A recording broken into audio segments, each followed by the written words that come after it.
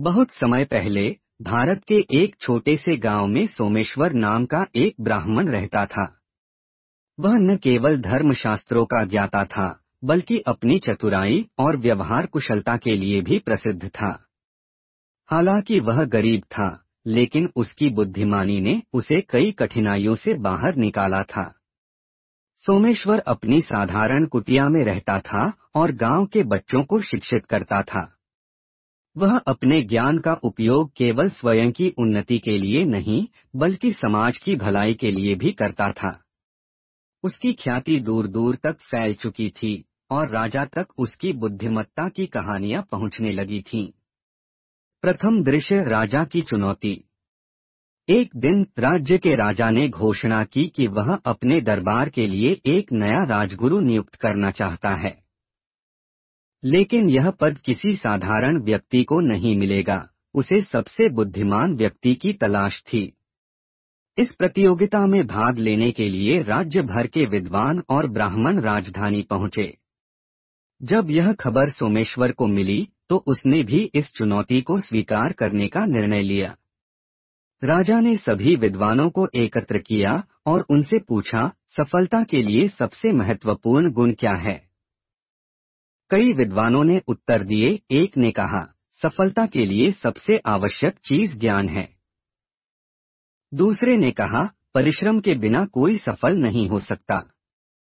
किसी ने भाग्य को सबसे बड़ा कारक बताया।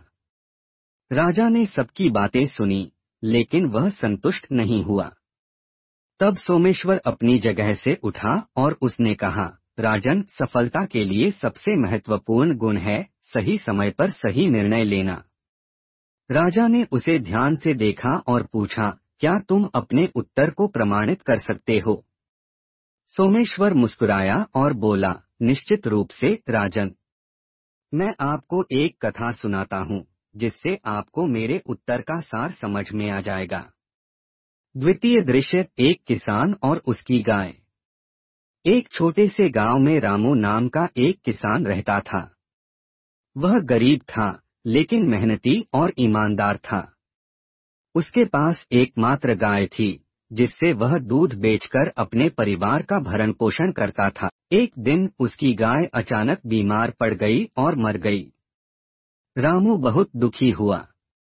वह सोचने लगा कि अब वह अपने परिवार का पेट कैसे भरेगा।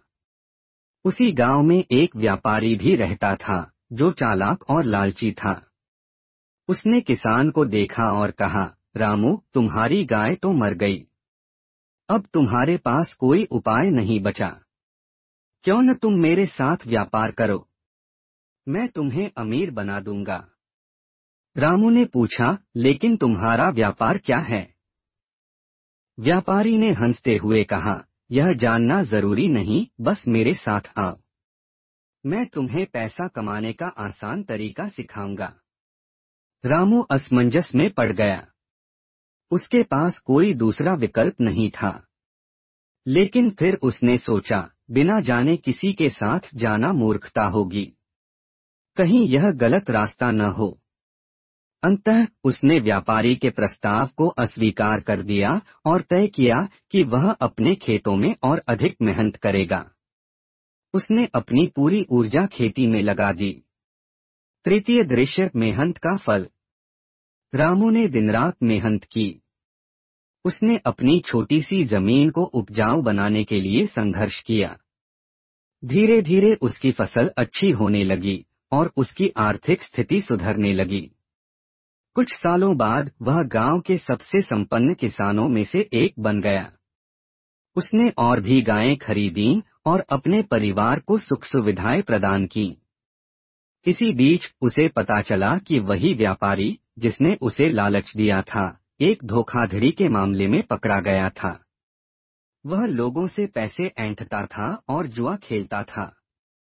राजा ने उसे कारागार में डाल दिया था। रामू ने राहत की सांस ली और सोचा, यदि मैं उस दिन लालच में आकर गलत निर्णय ले लेता, तो आज मेरी भी यही स्थिति होती।